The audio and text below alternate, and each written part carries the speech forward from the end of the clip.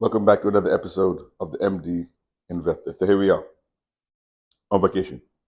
So if you guys remember my last video, I spoke about freezing my investments for 2025 and getting out of credit card debt. Other debts too, but mainly credit card debt. And we are halfway through the first month of January. And just to give you a quick update. So what you probably don't know is probably maybe about 200K in credit card debt. About 60 of that is some renovations for rental property, but that's at 0% for a year. As you recall from the last video, I transferred a lot of it onto a 0% balance transfer. So I have about 100,000 sitting at 0% for 12 months, which is a great strategy, as I mentioned, because everything you pay towards that is going straight directly to principal. Nothing is going to interest. And then we have another, about 90,000. That's not at 0% interest. That is at high interest, your typical credit card, 30% or so. So halfway through the first month of January 2025, we have paid down about $25,000 already in credit card debt. And first of all, the emotional release of just feeling, first of all, the emotional release of seeing your your debt goes from, like 35 grand on one card, all of a sudden down to like 18. It's great. And this is the mentality you have to have. Like no more minimum payment. And you may be asking, how did you, do this?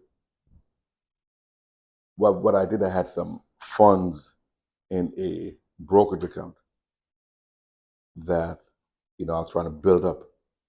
And I said, wait a minute, if your card is charging you 30% interest, it makes no sense if your, brokerage account and your stocks are giving you, even if it's giving you 20% gain a year, you're still backward. You're still 10% backward. So sold that, knowing that, and I sold it in 2025, knowing that I won't have to pay taxes on that capital gain until April of 2026. So I sold it in January. So I knew I had 16 months in which I'll have to pay that taxes.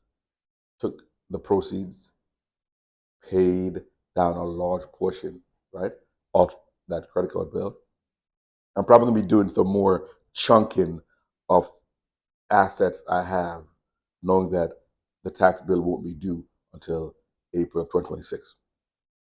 And like I said, I have that strategy in mind, plus the other strategy I mentioned is a balance transfer. So I have all that funds, right, with about 100K sitting at 0% interest for 12 months. When I get all this credit card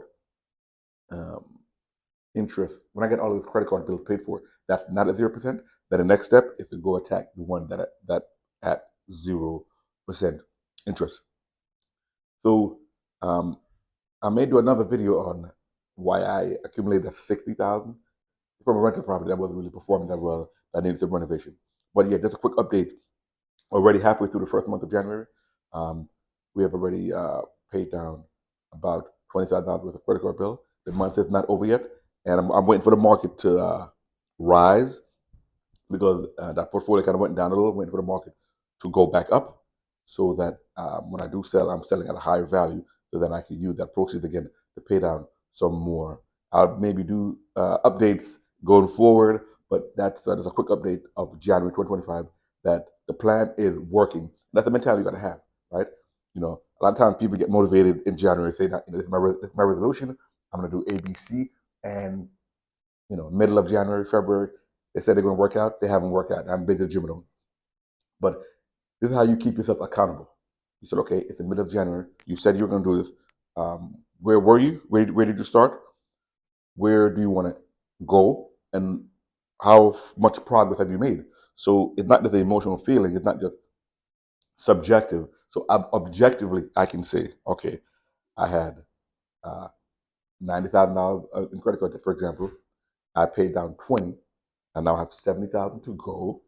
We're in the middle of January, and my plan is to wait for the market to go up, and then I'm gonna sell some more stocks, and then I'm gonna pay some more, and then we will reevaluate in February and see where we are, and it's continue. But you have to keep yourself accountable. A lot of times people that don't keep themselves accountable, they have the big goals, and they don't think about the actual method, the plan. How am I going to go from here to there, right?